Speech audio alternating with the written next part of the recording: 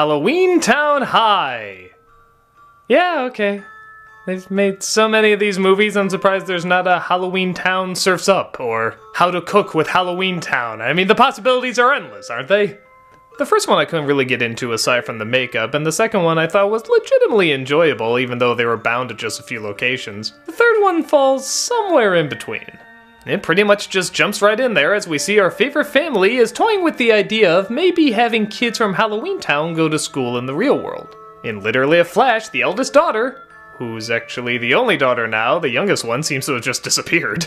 Honestly, no big loss. Is in front of the Halloweentown Council and is willing to put her idea to the test, except, well, her magic is on the line, as well as the magic of her entire family. Oops.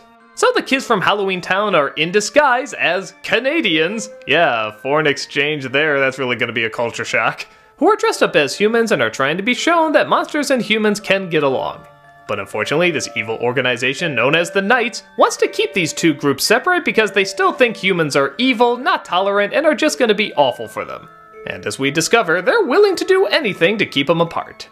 I'm not gonna lie, when I heard Halloweentown High, the first thing that came in my head is, oh cool, a school in Halloweentown. Seeing a bunch of ghouls and monsters learn all sorts of creative things. It's kind of a letdown knowing not only is it monsters going to the real world school, but it's monsters that aren't even allowed to be monsters. They have to be in disguise looking like real kids. That's not much fun.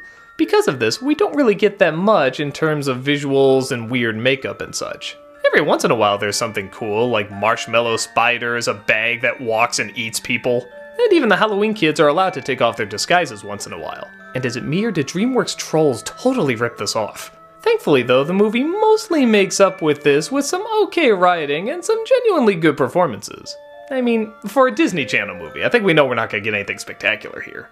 It's funny seeing these actors who were just so uncomfortable and awkward in the first film suddenly seem very natural and very interested in what they're saying, as any good actor should be. Any weird, strange stuff they have to say, they really try their hardest to make sound like this is just an everyday thing.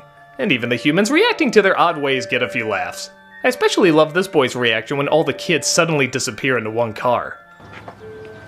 Why does none of this surprise me? That seems so believable to me. The message is made pretty clear as the villains, once they're revealed, are trying to make a whole group of people look bad based on the actions of only a few. And I'm not gonna lie, while I'm recording this and watching the news, this message does hold a lot more relevance now than it probably did back then. It's kind of like Zootopia, what I thought was a little too obvious and in your face, sadly it turns out is very, very needed nowadays.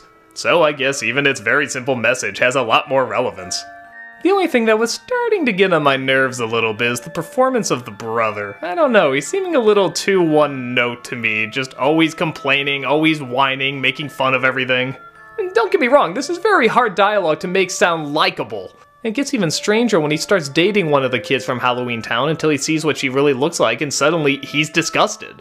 It's given a little bit of a spin when he discovers she thinks he's disgusting too. That's kind of an interesting point of view for kids. The gross monster sees us as gross monsters. But in the end, when it looks like they're gonna see past it, they still say that they find each other gross and they just decide to be friends. What a confusing message. So yeah, were there a lot of possibilities that should have been taken advantage of? Yes. Are there a lot more creative elements that should have been here? Absolutely.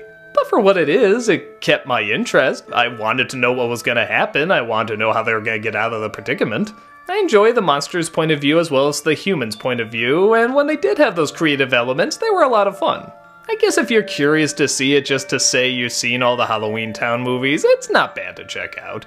It's not going to take anything to new levels or anything, but it's totally okay. Nothing wow-worthy, but passable enough.